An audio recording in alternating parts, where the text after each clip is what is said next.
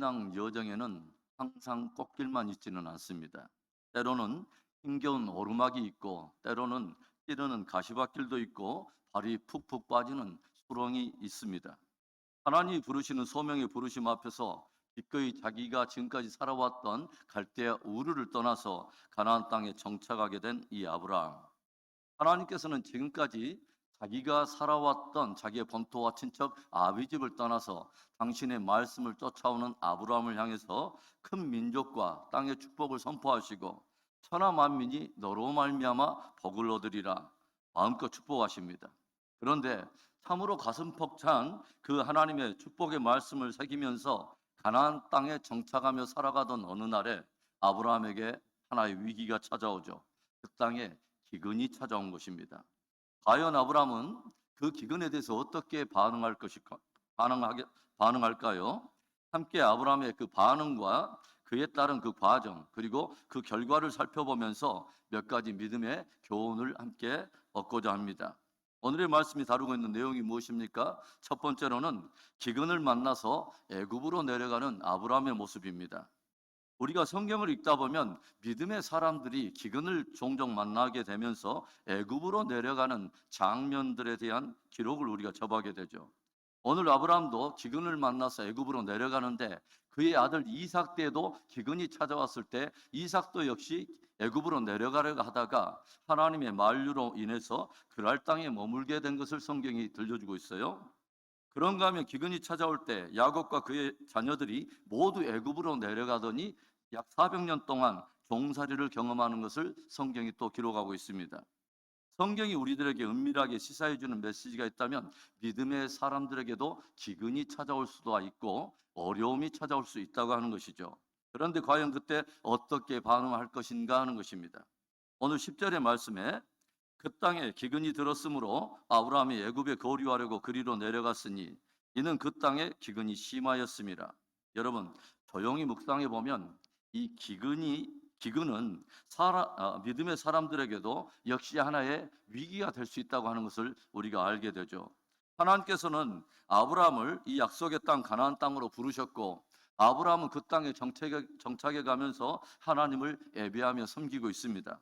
그런데 기근이 찾아오자 생존의 큰 위기를 느낀 아브라함이 마침내 생각해낸 것이 뭐냐면 잠시 애굽으로 피하여 이 기근을 면해보자고 하는 것입니다.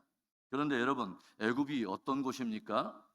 애굽은 하나님 없는 사람들이 거주하는 땅이요, 태양신이라든가 각종 어떤 우상을 경배하는 우상의 땅이요, 하나님의 약속과는 전혀 상관없는 땅이라고 하는 거죠.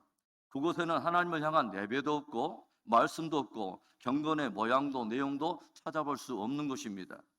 그러나 아브라함은 잠시 기근의 문제를 해결해 보려고 기꺼이 애굽행을 결정한 것입니다. 성경은 오늘 우리들에게 삶의 기근이 찾아올 때 조심할 것을 가르치고 있는 것입니다. 기근이 찾아왔다고 해서 예배도 없고 말씀도 없고 경건도 없는 세속적인 가치관, 세속적인 라이프 스타일을 선택하는 그런 불신의 삶, 불신의 신앙을 조심하라는 것입니다. 기근 앞에서 애굽으로 내려가는 또는 세상으로 기울어지는 그런 믿음 되지 않도록 삼가 조심하라는 거예요. 여러분 분명히 삶 속의 기근의 문제는 분명히 생존과 직결된 아주 중요한 문제이면 틀림없습니다. 그러나 그때일수록 더욱 주님을 의지해야 하는 것입니다. 주님은 기근의 때이지만 주님의 말씀을 따라 기꺼이 애굽으로 내려가지 않고 그랄 땅에 머물렀던 이삭에게 무려 100배의 축복을 내리시고 그 기근 때에 역시 그가 파는 곳곳마다 샘물을 터지게 하십니다. 우리 하나님께서 당신의 어떤 역사와 기적을 일으키시는데 기근이 아무런 장애가 될 수 없다고 하는 거죠. 어찌 보면 기근은 하나님께서 우리의 믿음을 한번 달아보는 그런 시험이기도 한다고 하는 것이죠. 여러분, 하나님을 의지하고 또 제단을 지키며 하나님의 약속을 굳게 붙드시기를 바랍니다. 삶의 기근이 찾아올 때 애굽으로 내려가는 믿음이 아니라 세상으로 기울어가는 그런 믿음이 아니라 더욱 하나님과 그분의 약속을 의지하고 제단을 쌓아가며 하나님이 베풀어 주시는 또 다른 차원의 은혜와 축복을 경험하는 승리 백성 되기를 주의 이름으로 축원합니다. 오늘의 말씀이 다루고 있는 내용이 무엇입니까? 두 번째로는 바로 왕으로부터 책망받는 아브라함입니다.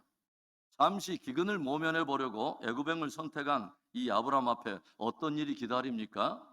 애굽으로 내려간 이 아브라함이 조용히 생각해 보니까 자신은 애굽 땅에서 아무런 힘이 없는 나그네요 객일 뿐인데 애굽 사람들이 이 아리따운 아내 사라를 인해서 자기를 죽이고 그 아내를 취할 것이 덜컥 겁이 난 것입니다. 그래서 아브라함이 무엇을 생각해냈을까요? 13절에 원하건대 그대는 나의 누이라 하라.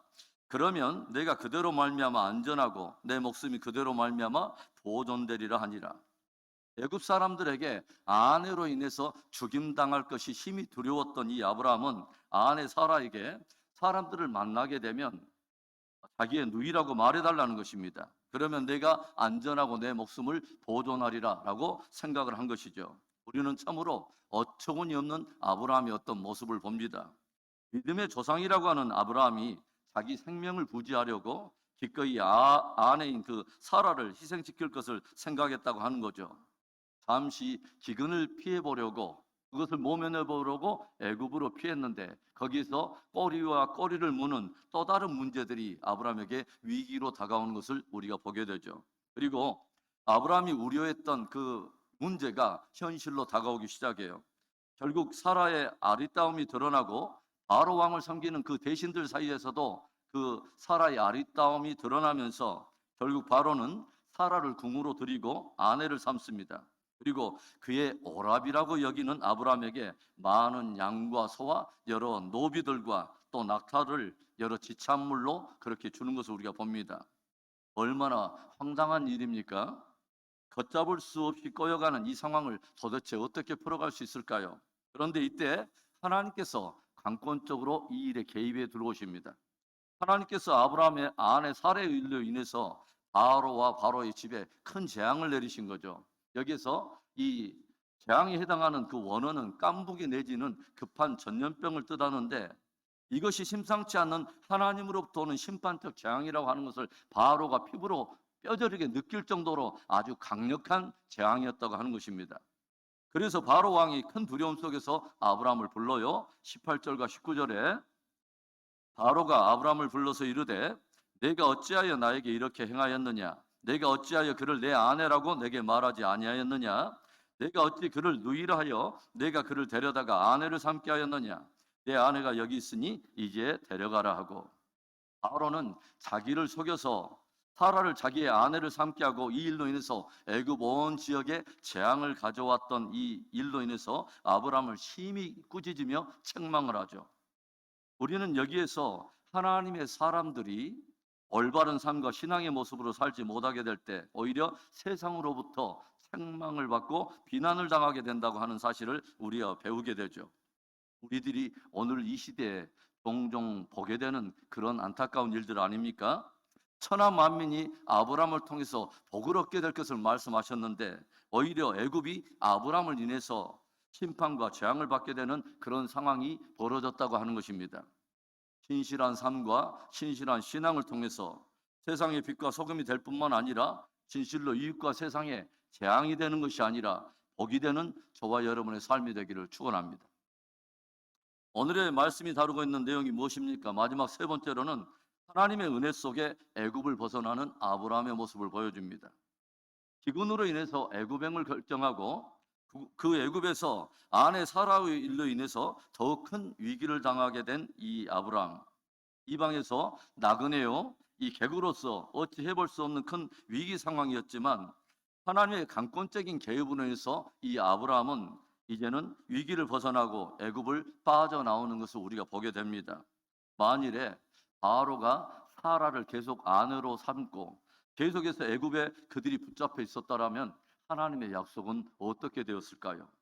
사라를 통해서 날짜로 말미암아 언약과 축복이 이어질 것을 말씀하셨던 하나님의 약속은 어떻게 될 뻔했습니까?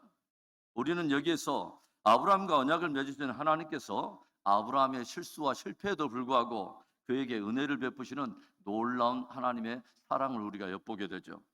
그의 실패에도 불구하고 언약 백성을 향해 베푸시는 놀라운 하나님의 은혜를 본다는 것입니다. 그래서 그렇게 아브라함과 그의 일행은 하나님의 놀라운 그 은혜 속에서 애굽을 빠져나오게 되고 다시 약속의 땅으로 돌아가게 됩니다.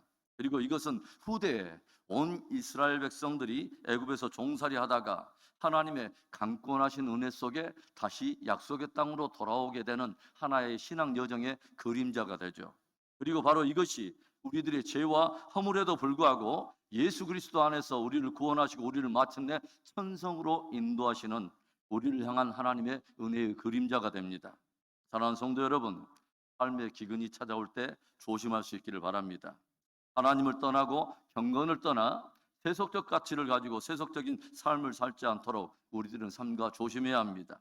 그리고 혹여 실수하고 실패했을 그때라도 우리에게 신실한 은혜를 베푸시는 하나님을 기억하고 전심으로 그분께 돌이켜야 합니다. 우리를 세상의 빛과 소금으로 심으신 그 하나님의 부르심을 따라서 참으로 세상에서 빛을 발하고 진짜 이웃과 세상에 복이 되는 저와 여러분의 삶과 신앙 되기를 다시 한번 주님의 이름으로 축원합니다.